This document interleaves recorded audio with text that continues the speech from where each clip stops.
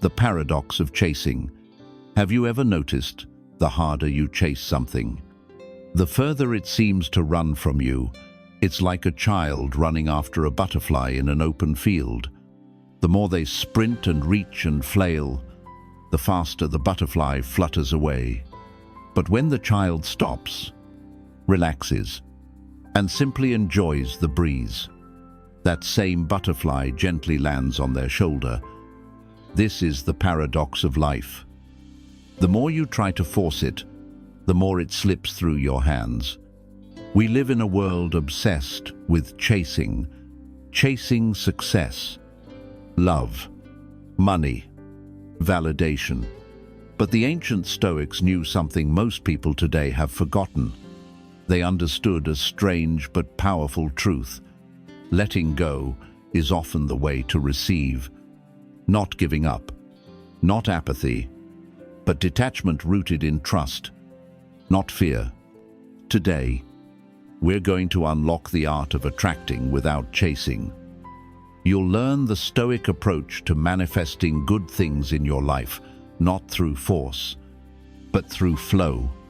So take a breath, let go of the tension, and open yourself to a different kind of power. Quiet, strategic, effortless. Let's begin. Do your best and detach. There's a hidden kind of strength, one that doesn't scream, strive, or cling. It's quiet, it's clear, and it begins the moment you realize this. You are not here to control outcomes. You are here to give your best and let go. This is one of the most liberating truths the Stoics ever offered. Do everything in your power, then detach from the result. To many, that sounds counterproductive. After all, isn't ambition about control? Isn't success about doing whatever it takes? But here's the paradox.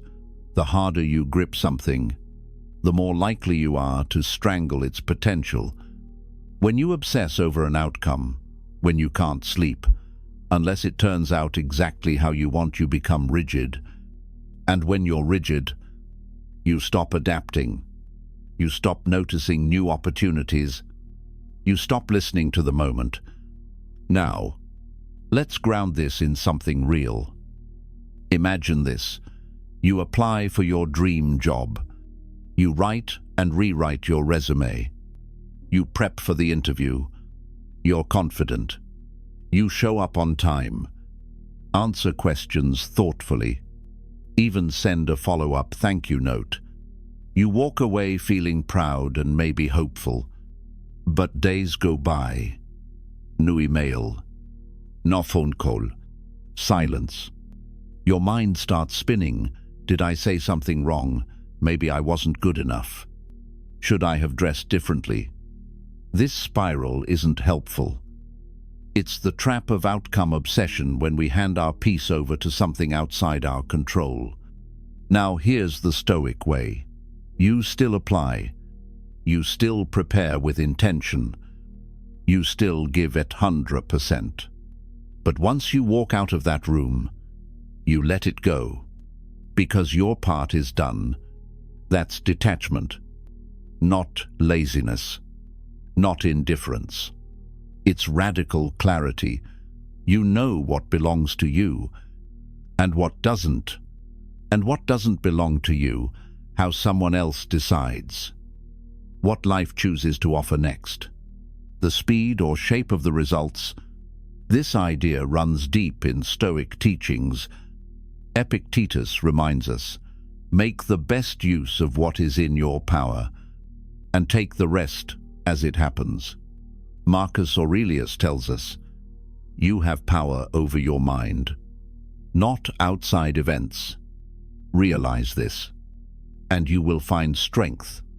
But what's fascinating is that this idea has also re-emerged in modern psychology. In acceptance-based therapy, there's a concept known as radical acceptance, the conscious choice to stop fighting reality. It doesn't mean you stop caring. It means you stop arguing with what is. You give your all, and then you breathe. You stop asking the world to bend to your will and start trusting that whatever comes is either a blessing or a lesson. And here's a practical technique to live this out. The after-action release. Whatever the task, an email, a sales pitch, a performance, or even a tough conversation build in a final step. After you act, pause for just 30 seconds. Feel the ground beneath your feet. Acknowledge that you did your part. And mentally release the outcome like an exhale. You can even say to yourself, "I've done my part. The rest is not mine." This small ritual trains your nervous system to move from grasping to peace. Because every time you detach, you return to the only thing that ever truly belonged to you, your inner state. Ironically, this is also the moment when life often opens unexpected doors. When you stop chasing, you become magnetic. When you stop clinging, you create space. And in that space, possibility lives. So do your best. Really. Give it everything. And when you're done, let go with grace. Because peace doesn't come from control. It comes from knowing when to release.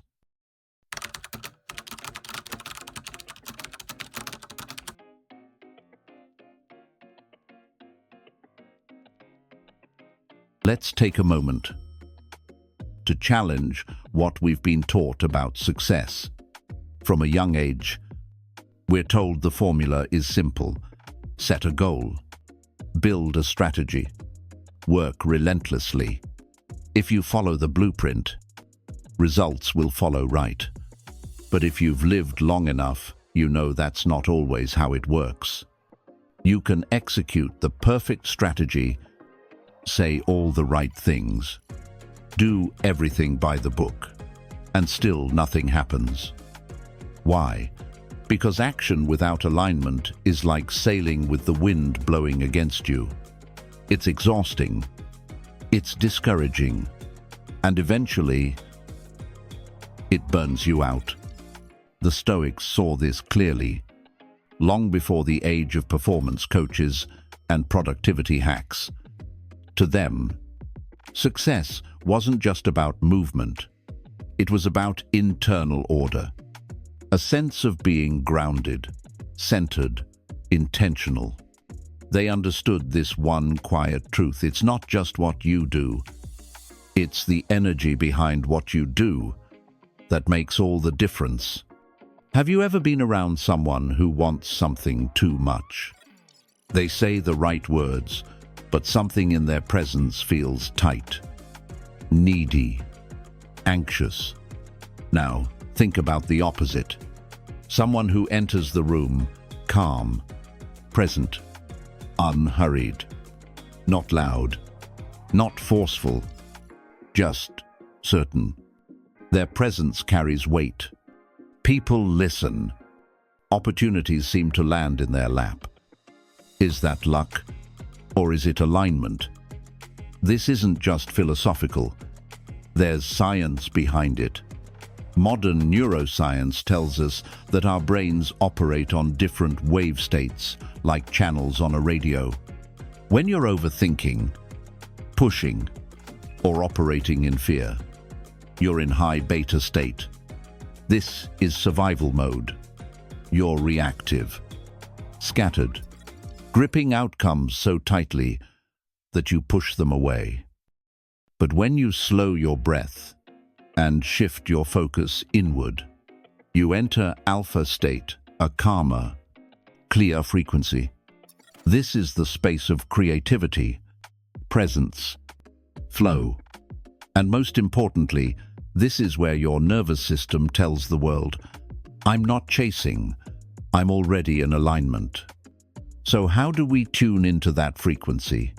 Here's a simple two-step ritual that Stoics would approve of and neuroscience confirms.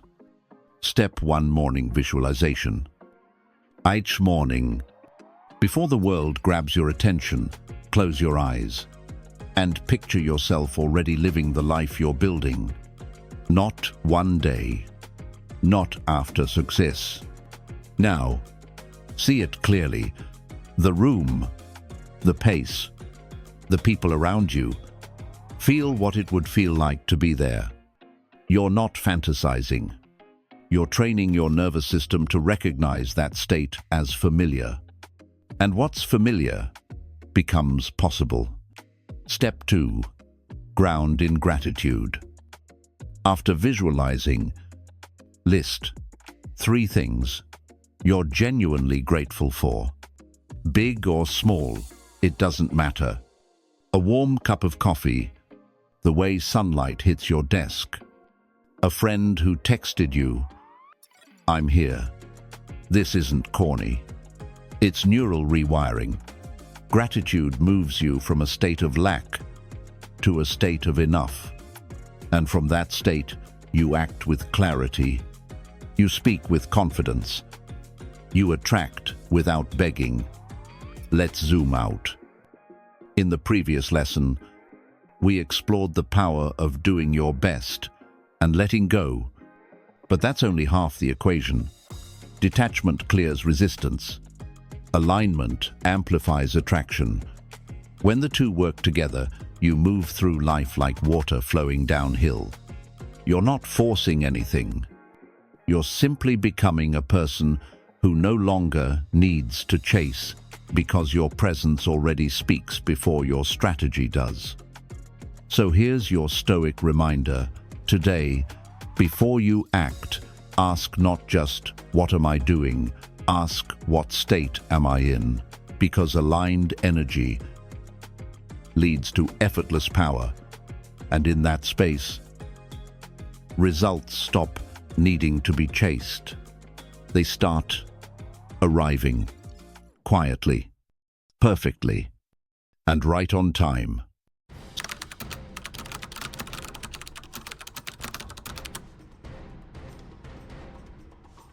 Let me ask you something. What if everything you've been calling a setback wasn't actually setting you back? What if it was setting you free? That idea, that wild, liberating idea, is what the Stoics called Amor, Fati, the love of fate. Not the tolerance of it, not the resignation to it, but the embrace, the full-hearted yes to whatever life throws your way, even and especially when it breaks your plans. The modern world teaches us to hate obstacles. We're conditioned to view every disruption as a problem. Lost your job, that's failure. Didn't get the promotion, you're falling behind. Relationship ended, you must have done something wrong. But the Stoics flipped that narrative.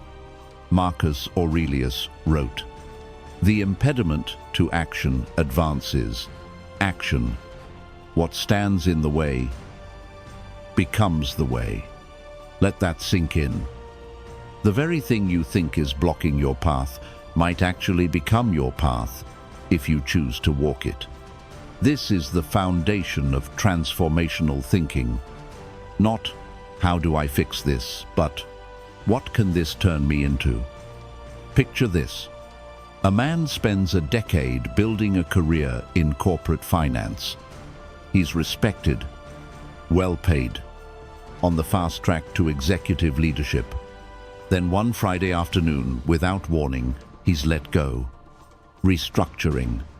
Nothing personal. He spirals. For weeks, he questions everything. His value, his direction, his identity.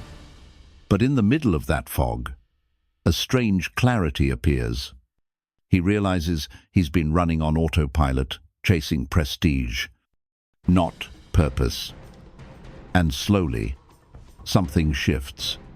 He starts consulting with small ethical businesses, He coaches founders on building companies rooted in values, not just margins. Eventually, he launches his own venture, one that aligns with his story, his strengths, and his soul. A few years later, someone asks him if he regrets losing that job. He smiles and says, "Losing it was the best thing that ever happened to me, because it forced me to stop living someone else's definition of success and start living my own." That is Amor Fati. Not just enduring what happens, but loving it. Not because it's easy, not because it's pleasant, but because it's true, because it reveals what comfort would have hidden, because it chisels away the unnecessary until only what matters remains. Here's what most people miss.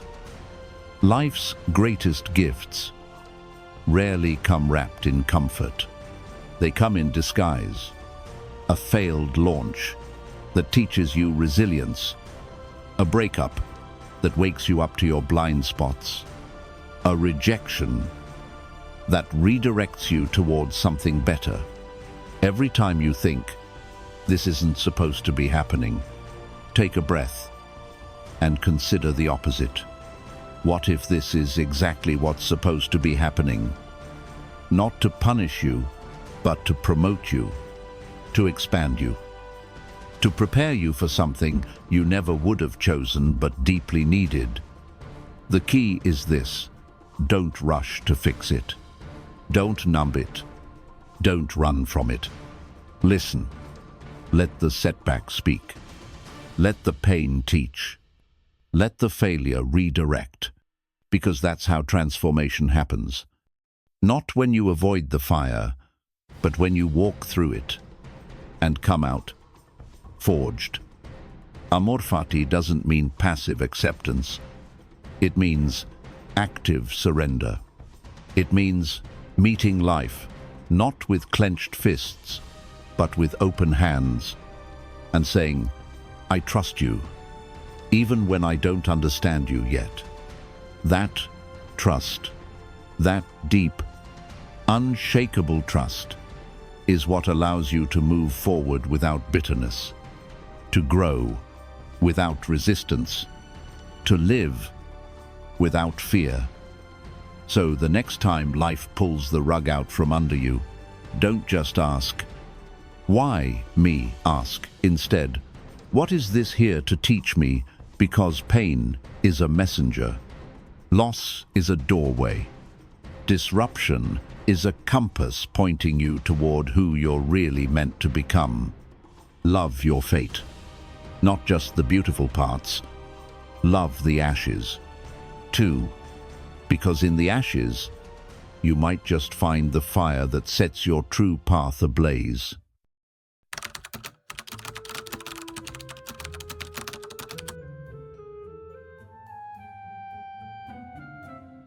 Every morning, we wake up into a flood of cravings, some loud, some subtle, some that promise us power, success, attention, admiration, and some that whisper truths from a deeper place.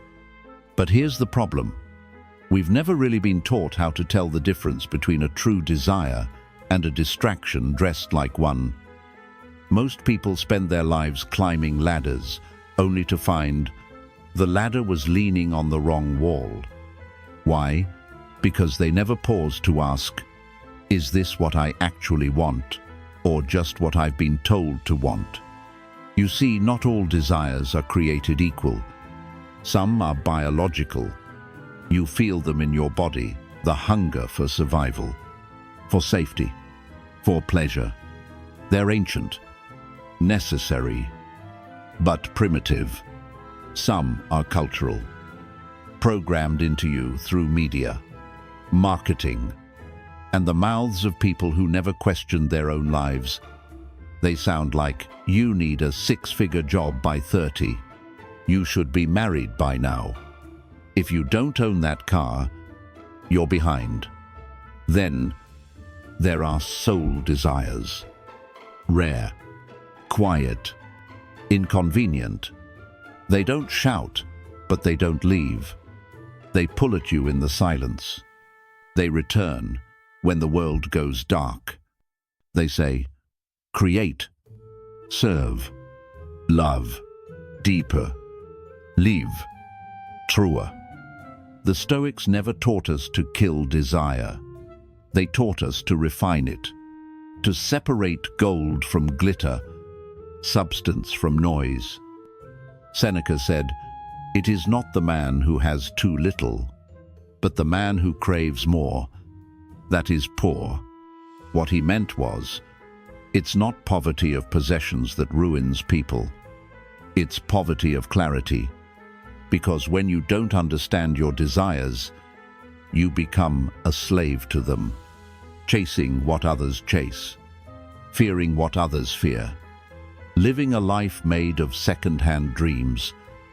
So how do we fix this? With a practice I call the desire audit. It's simple, but not easy. Once a month, just you and your journal. Write down everything you've been wanting lately. Be honest.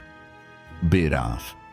That job title, that relationship, that number in your bank account, that follower count, that lifestyle that seems to scream, "I've made it."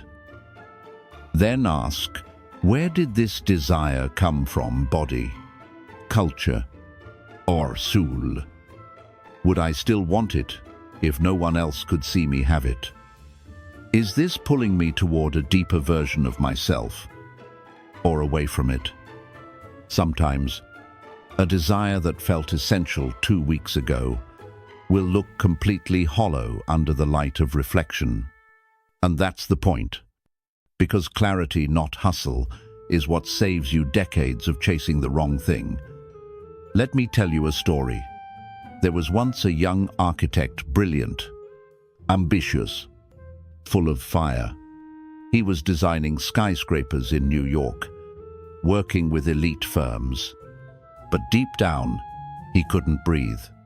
One night, walking home alone, he passed a crumbling church. He paused, stared at it, and something stirred. It was ugly, forgotten, but something about its stillness spoke to him. He took a sabbatical, moved back to his small hometown, and started designing homes. Not skyscrapers. Simple, sustainable, sacred.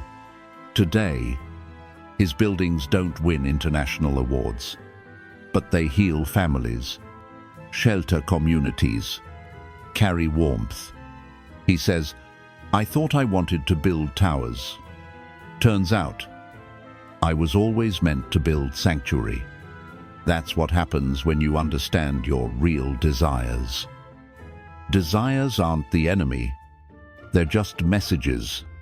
Some false, some sacred. Your job is to listen, to question, to choose wisely. Because in a world that profits off your confusion, clarity is a form of rebellion. And when your life is shaped by soul-led desires, not noise, not ego, not escape, but truth, then peace, purpose, and power start flowing back in. And suddenly, you're no longer chasing life. You're living it, aligned, focused, free.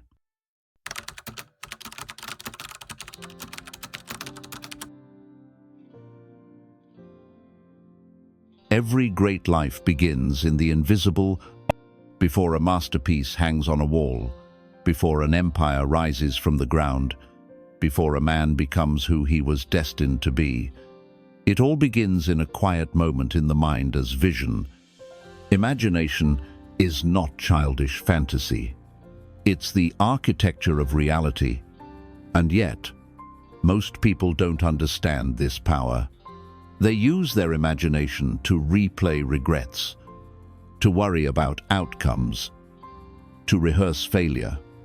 But what if, instead of using your mind as a prison, you used it as a blueprint? The Stoics knew the truth. Marcus Aurelius wrote, "Your soul takes on the color of your thoughts." What he meant wasn't poetic, it was neurological.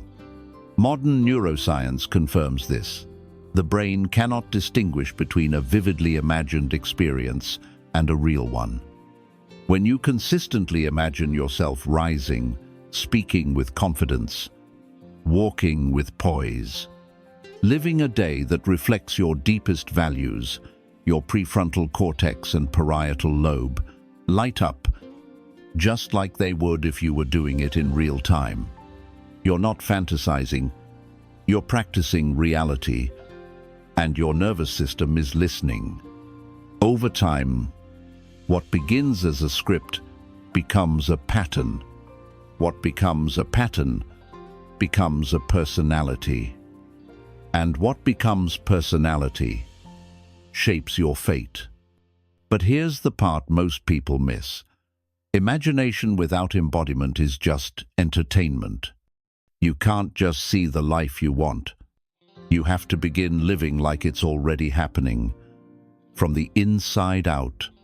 This is where the Stoic mindset meets modern performance psychology. I call this script and embody.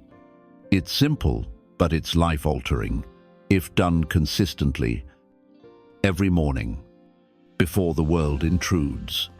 Write out a short script of your ideal day, not a fantasy, not a highlight reel, just one grounded, aligned day, the way your best self would live. Where would you wake up? How would you carry your body? What kind of conversations would you have? What kind of thoughts would you no longer entertain? Write it all down. Then, pick one small detail from that script and live it today. Maybe it's taking a calm 5-minute walk without your phone. Maybe it's saying no to something you'd normally say yes to, out of fear. Maybe it's simply adjusting your posture, standing taller, breathing deeper.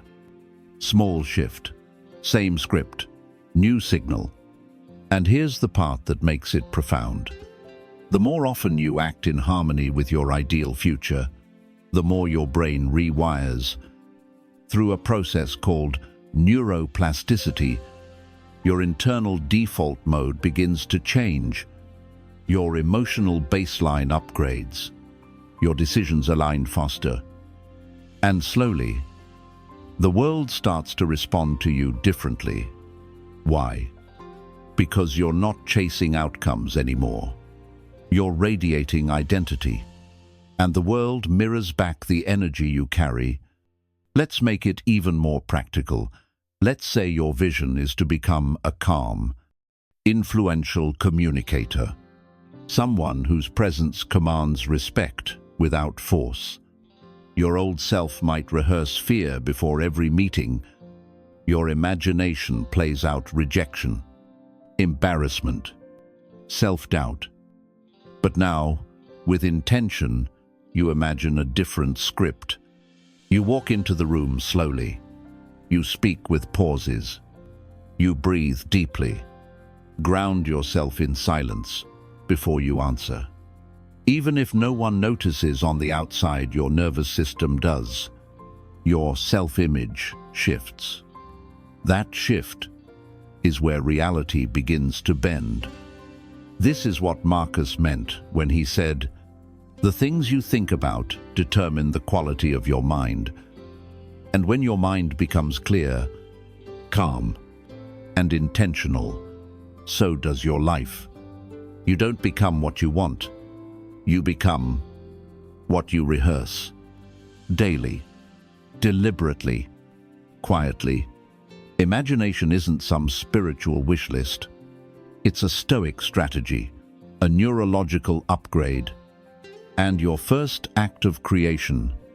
So write the script. Live the feeling. Embody the state, even when no one is watching. because that's when the universe starts watching you back.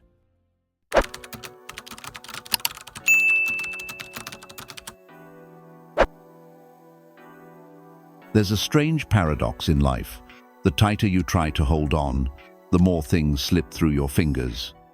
The more you try to control people, outcomes, timing, the more tension, anxiety, and resistance you create in your body, your energy, and in the very reality you're trying to shape.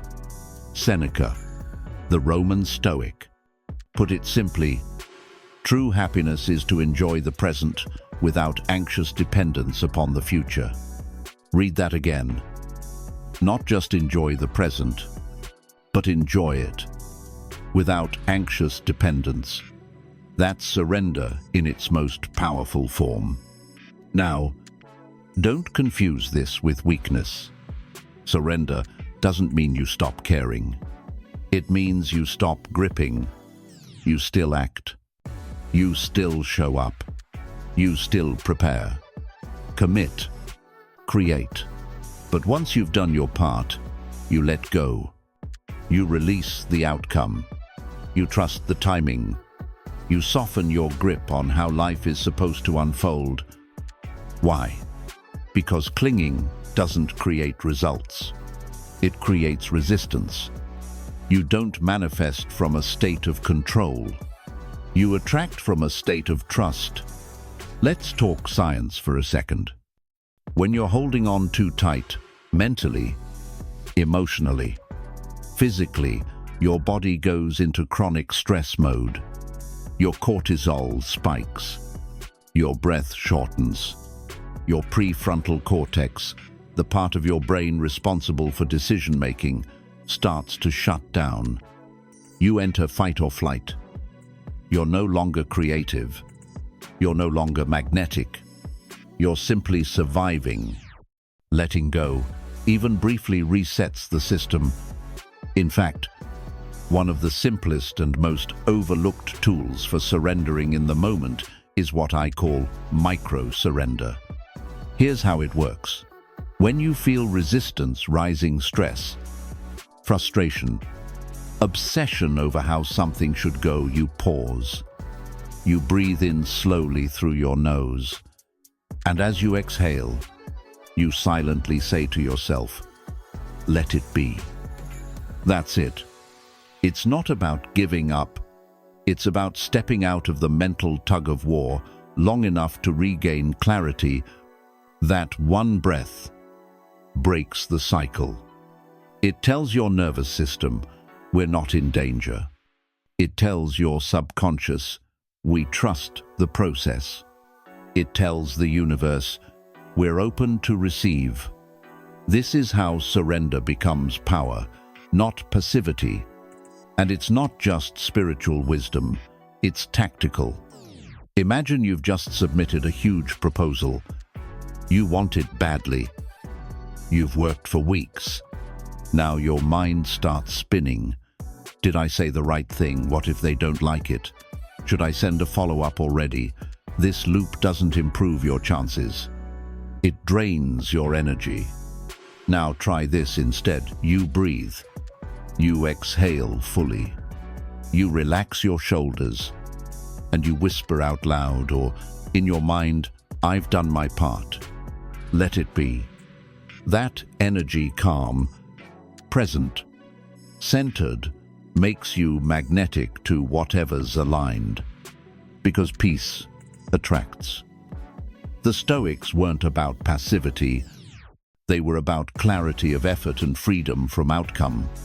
They believed in planting the seed, watering it, tending the soil, but never in yanking the plant from the earth to check if it's growing. They acted fully and then surrendered fully. So here's the question. What are you gripping too tightly right now? A relationship, a result, an image of how your life should look. Take one moment. Breathe in deeply, and as you exhale, soften your grip. Let life breathe too. Because sometimes the very thing you're chasing is waiting for you to stop chasing. It's waiting for you to be still long enough for it to find you. That is the power of peaceful surrender.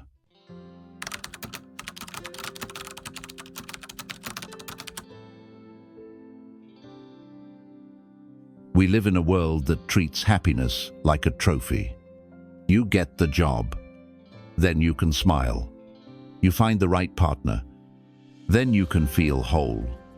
You earn enough money, then you deserve peace. But the Stoics would tell you that this thinking is not only backwards, it's dangerous. Because when you place happiness on the other side of achievement, you set yourself up for a life of chasing, never arriving. Seneca, one of the wisest Stoic voices, once said, "True happiness is to enjoy the present without anxious dependence upon the future." Think about that. Joy is not meant to be some elusive prize waiting at the finish line. It's a way of being, a state you choose, right now in this moment. And that changes everything. Because if joy is not a reward, then you don't have to earn it. You only have to recognize it. This isn't just Stoic poetry. It's scientific reality. In the field of positive psychology, researcher Sean Aker calls this the happiness advantage. He found that when people start from joy, not end in it, their brains perform better. Their creativity increases. They recover faster from setbacks. They're more likely to reach their goals. Why? Because joy activates the prefrontal cortex, the part of your brain responsible for clear thinking, empathy, and strategy. In contrast, stress shuts it down. So the very thing you think will bring happiness can't happen efficiently without it. Now let's bring this closer. You don't have to wait for joy, but you do have to create the space for it. That's where joy rituals come in. These are small, daily anchors that return you to a joyful frequency, no matter how chaotic life becomes. Here are a few ideas. A silent walk outside as the sun rises, no headphones, just breath. Lighting a candle before you start work, a ritual of presence. A playlist that lifts your mood, no lyrics, just sound and emotion. Morning journaling, 3 small things you're grateful for. 1 thing you're looking forward to. Making your bed slowly, like a ceremony. These rituals aren't glamorous, but that's what makes them powerful. Because joy isn't in the spectacular, it lives in the subtle. Let's go deeper. When you build joy into your routine, you stop making your emotional state dependent on external outcomes. You stop saying, "I'll feel good when," and start saying, "I choose to feel good now." Not because life is perfect, but because presence is. And when you live in that frequency, you're no longer pushing or forcing, you're inviting. Joy becomes your signal to the universe. I'm ready for what's aligned. It becomes your posture of trust, your inner proof that you already have enough, and that's why more is allowed to arrive. So here's the shift. Stop asking, "What will make me happy?" and start asking, "How can I tune into happiness today?" Now, in this breath. Because joy isn't something to pursue. It's something to radiate. And the world responds to that.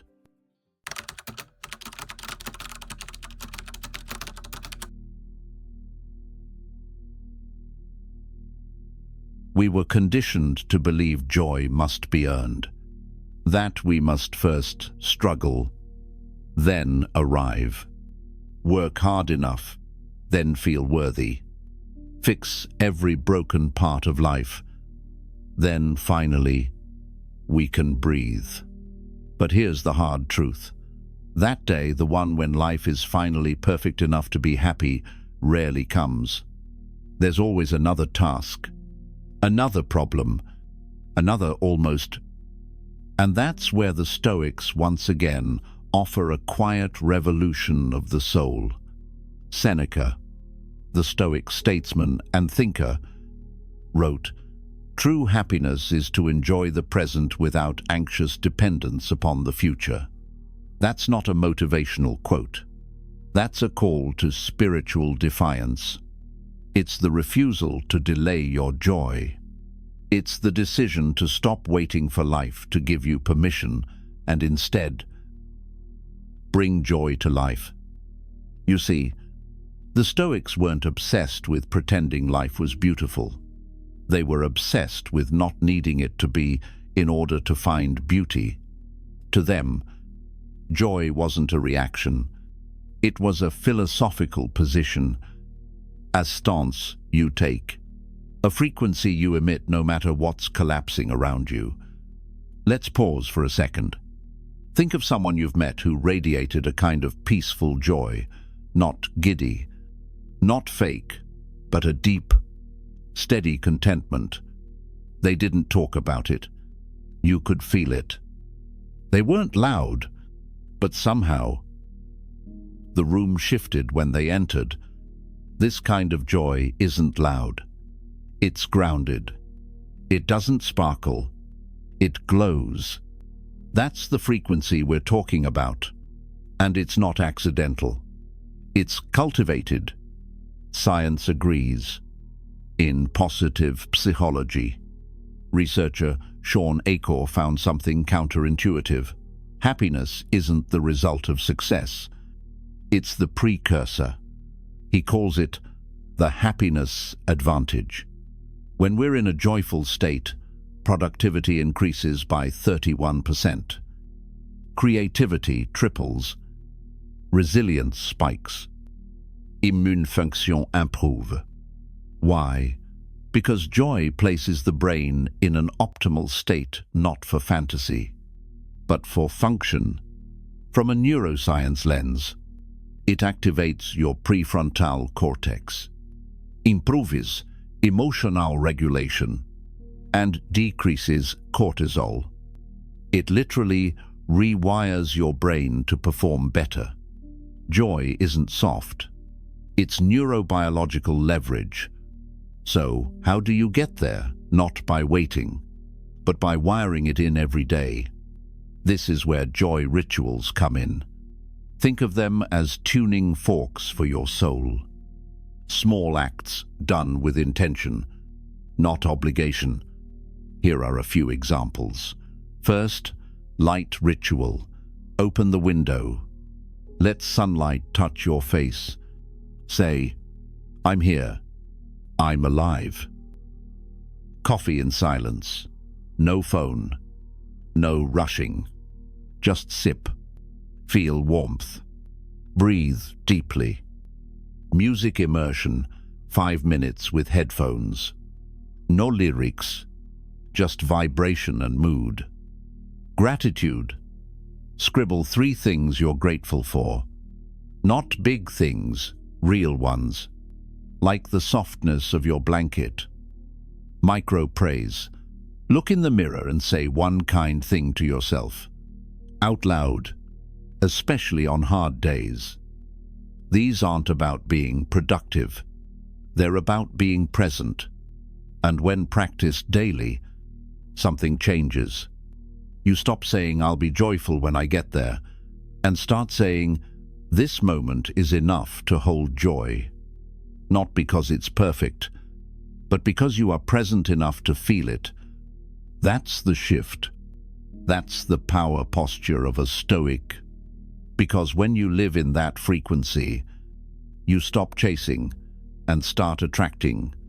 Joy becomes a magnet, not because it demands, but because it radiates.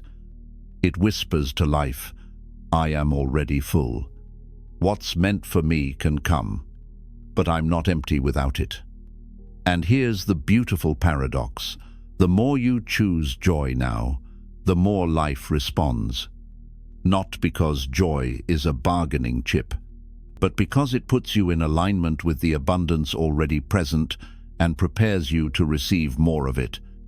It's no longer about striving. It's about sinking. Joy becomes not just an emotion, but a compass. So next time you find yourself saying, "I'll be happy when..." Pause.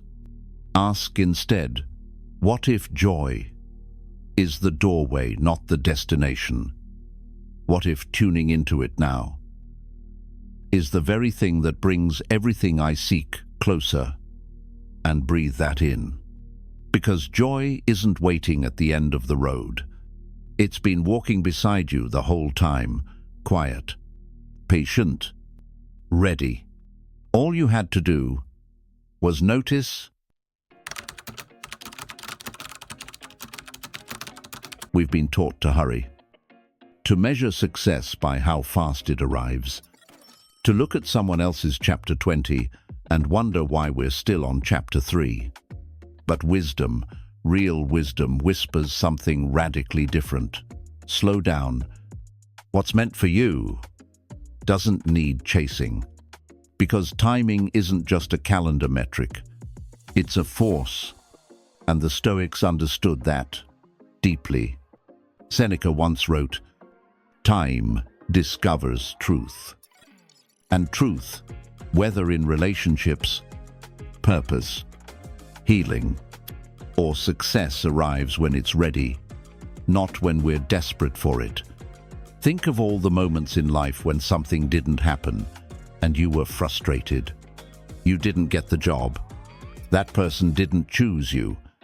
Your dream didn't unfold on your timeline. And yet, 6 months later, 1 year later, it all makes sense. That delay wasn't rejection. It was preparation. Your nervous system needed to calm. Your identity needed to shift. Your strength needed to mature. It's what I call the delayed magic. Not a no, not even a maybe. Just a quiet, not yet. Because what you're asking for is real. And real things, lasting things, require you to be ready, not just eager. Let's break it down in neuroscience. Your brain has a powerful filter called the reticular activating system, RAS. It controls what you notice, what you prioritize, what you see. When you're in fear or lack, this system hones in on threats. You overlook opportunities. You miss subtle quiz. But when you trust the timing, when you exhale, your perception shifts. You begin to notice solutions you couldn't see. People begin responding differently. Ideas drop in, almost out of nowhere. Because your energy aligns with your readiness. Here's a practice that sounds simple but holds quiet power. Write a letter to your future self. Pick a date 6 months from now. Sit down with a pen, or type if you prefer. And don't just write goals, write feelings. What kind of inner peace do you hope to feel? What emotional weight do you hope to have dropped? What version of yourself are you growing into? Now seal the letter. Set a reminder. And here's the hardest part. Let it go. Don't obsess. Don't count the days. Just live aligned. Eat well. Breathe deep. Do the work that matters. Sleep without guilt. And let that future unfold with its own timing, not yours. Because when you pressure life to deliver something on schedule, you often receive a version that's smaller, rushed, unsustainable. But when you wait, trust, and evolve in the meantime, you don't just get what you asked for, you become the kind of person who can hold it. That's what timing does.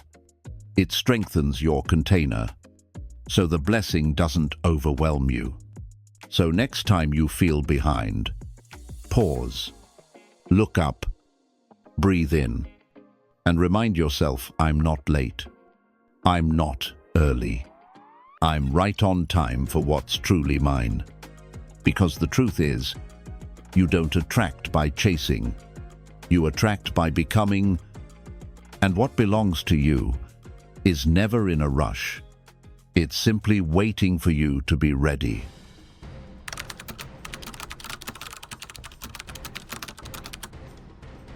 There's something strangely peaceful about knowing that you don't have to chase what's already aligned for you. That the people, opportunities, and experiences meant for your life will find their way not because you fought harder, but because you trusted deeper. This is not passive waiting. This is Stoic surrender, the kind that says, I've done my part. Now I allow.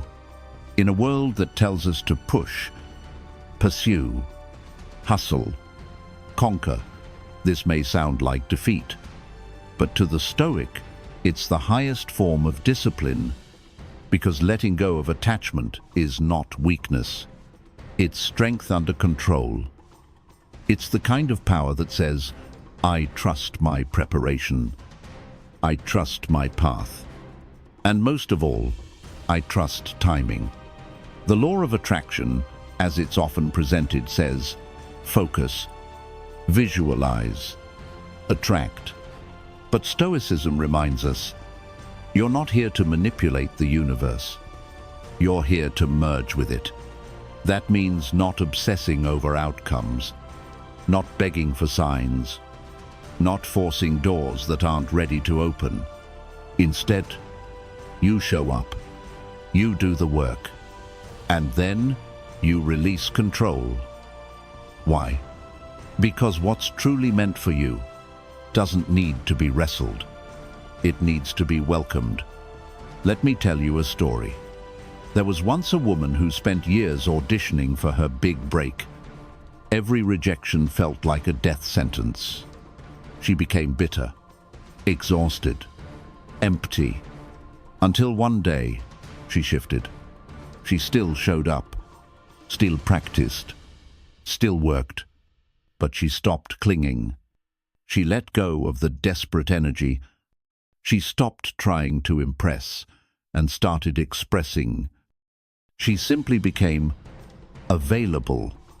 6 months later, she got a call, not from someone she chased, but from someone who had quietly been watching. The role was hers, but not because she fought for it, because she was finally ready to receive it. That's the difference. Seneca once said, true happiness is to enjoy the present without anxious dependence upon the future. That's the Stoic code. To be planted, not panikid. To stay ready, not reactive. Because the universe isn't blind. It's precise and deeply responsive to the state you live in. Not just what you want, but who you are when you want it. So here's the paradox. The more you chase something from a place of lack, the more it runs.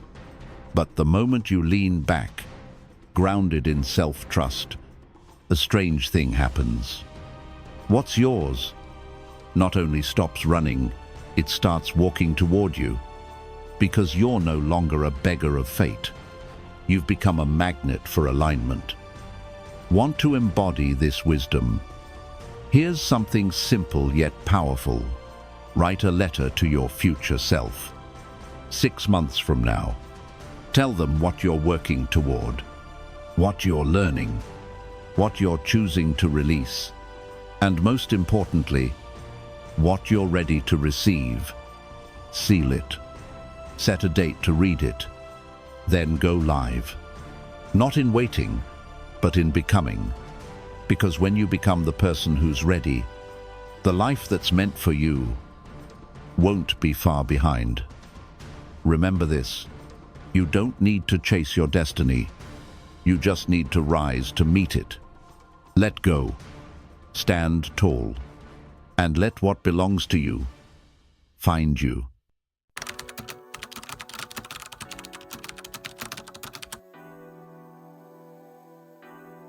So now, after everything we've explored through effort, detachment, joy, and trust, let's bring it back to this. Take action. Let go.